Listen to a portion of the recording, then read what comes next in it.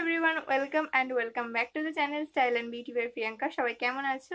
তো আজ আমি তোমাদের সাথে শেয়ার করবো একটা হেয়ার মাস্ক, যেটা কিন্তু তোমাদের হেয়ারকে শাইনি অ্যান্ড গ্লোয়িং করে তুলতে সাহায্য করবে। এবং তো আজ আমি তোমাদের সাথে শেয়ার করবো একটা ডিআইওয়াই হেয়ার মাস্ক। 100% ন্যাচারাল এই মাস্কটা, এটার মধ্যে কোনো কিছু কেমিক্যাল নেই। এই হেয়ার মাস্কটা তোমাদের হেয়ারকে শাইনি এবং গ্লোয়িং করে তুলতে সাহায্য করবে।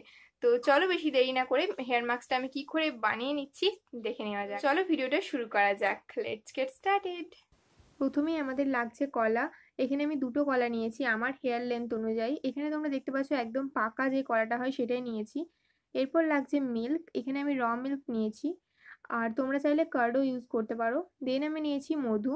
তো এখানে আমি ডাবরের মধু ইউজ করছি। তো এই তিনটে জিনিসই আমাদের এই হেয়ার মাস্কটা বানানোর জন্য লাগবে। এরপর আমি সব কটা জিনিস কিন্তু ভালো করে মিক্স করে নেব, সেজন্য লাগছে আমার একটা মিক্সার গ্রাইন্ডার। তো সেটার মধ্যে কিন্তু আমি স্লাইস করে কলাগুলোকে কেটে দিয়ে দিয়েছি। এতে কি হবে, তোমাদের যে কলাটা ভালো করে কিন্তু ব্লেন্ড হতে সাহায্য করবে। এরপর আমি অ্যাড করছি হচ্ছে মিল্ক, অর্থাৎ কাঁচা যেই দুধটা হয় সেটা, যেটাকে এখনো ফোটানো হয়নি, এটাকেই বলে র মিল্ক। দেন আমি ইউজ করছি হচ্ছে মধু। তো এটা আমি 2 চামচের মতো অ্যাড করলাম। এরপর আমি ইউজ করছি একটু জল, যাতে থিকনেসটা একটু কম হয়, তো সেজন্য আমি জলটা ইউজ করলাম। তোমরা চাইলে এটা স্কিপও করতে পারো। তো ভালো করে আমি এবার মিক্স করে নেব সব কটা জিনিস। তো মিক্স করে নিচ্ছি।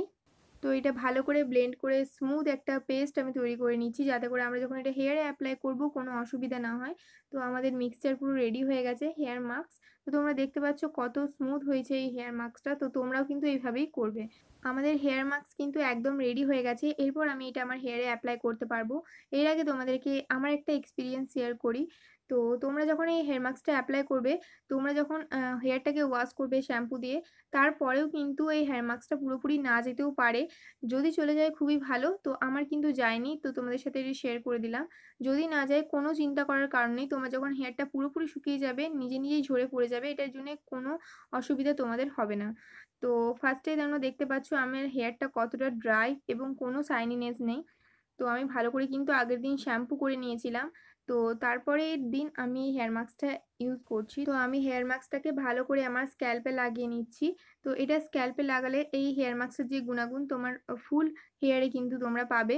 তো স্ক্যাল্পে লাগাতে একদমই ভুলবে না। তো আমি ভালো করে কিন্তু একটা প্লাস্টিক দিয়ে দেখো সিকিউর করে নিয়েছি। হেয়ার মাস্কটাকে 6 থেকে 7 ঘন্টা রাখার পরে আমি এরপর হেয়ার মাস্কটাকে ক্লিন করব। তো সেজন্য আমি শ্যাম্পু করব।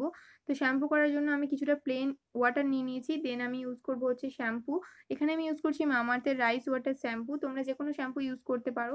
তো জলের মধ্যে আমি যতটা শ্যাম্পু আমার লাগবে ততটা আমি দিয়ে নিলাম। তো এখানে আমি 2 to 3 পাম্প দিয়েছি।